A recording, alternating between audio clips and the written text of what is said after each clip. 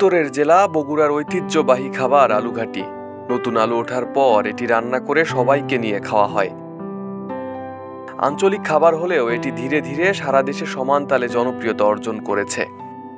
আগে মাছ দিয়ে আলুঘাটি তৈরি হলেও গত কয়েক বছরে মাংস দিয়ে আলুঘাটি ভোজন রসিকদের মন জয় করে নিয়েছে। ভুনা মাংসের সাথে আলুঘাটির মিশ্রণ যেন স্বাদের অন্য মাত্রা যোগ করে, যে একবার খেয়েছে সে বারবার খেতে চায়। কিভাবে কেমন করে বগুড়ার এই মাংস দিয়ে আলুঘাটির প্রচলন হলো তার বিস্তারিত তথ্য জানা না গেলেও জানা যায় বগুড়া সহ আশেপাশের জেলাগুলোতে মাছ দিয়ে আলুঘাটির প্রচলন ছিল।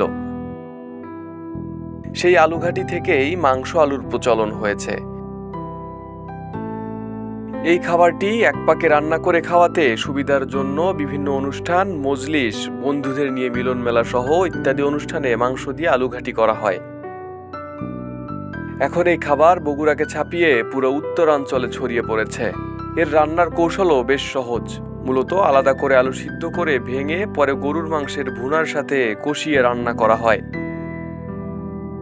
এরপর গরম তেলে পেঁয়াজ কুচি ও রসুন কুচির সাথে কালো জিরা ও পাঁচফোড়ন দিয়ে হালকা করে ভেজে আলুঘাটির উপর ছিটিয়ে দিতে হয়। এই হয়ে গেল বগুড়ার মাংস আলুঘাটি। একবার খেলে এর স্বাদ যেন সব সময় মুখেই লেগে থাকে।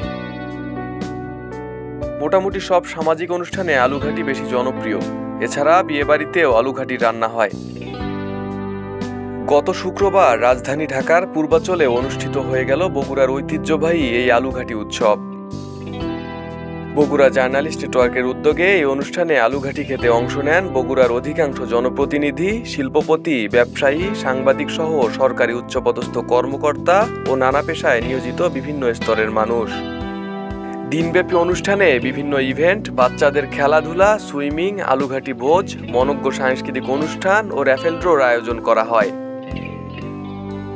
শুক্রবার সকাল 10টায় অনুষ্ঠান শুরু হয়ে সন্ধ্যা 6:30টায় পুরস্কার বিতরণী ও সমাপনী অনুষ্ঠানের মধ্য দিয়ে অনুষ্ঠানের সমাপ্তি হয়।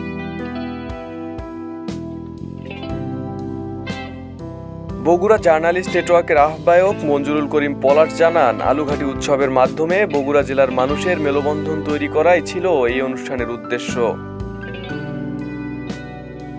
অনুষ্ঠান থেকে আলুঘাটিকে জিআই পণ্য হিসেবে ঘোষণার দাবিও জানান সংগঠনটির সদস্যরা।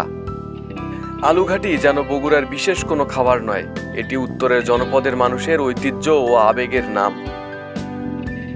ইট পাথরের শহরের এই উৎসব যেন ঢাকাস্থ এই জনপদের মানুষদের মায়ের হাতে রান্না করা গরম ভাত আর সেই আলুঘাটির কথাই মনে করে দিয়েছে। আরিফ হাসান, ঢাকা প্রকাশ।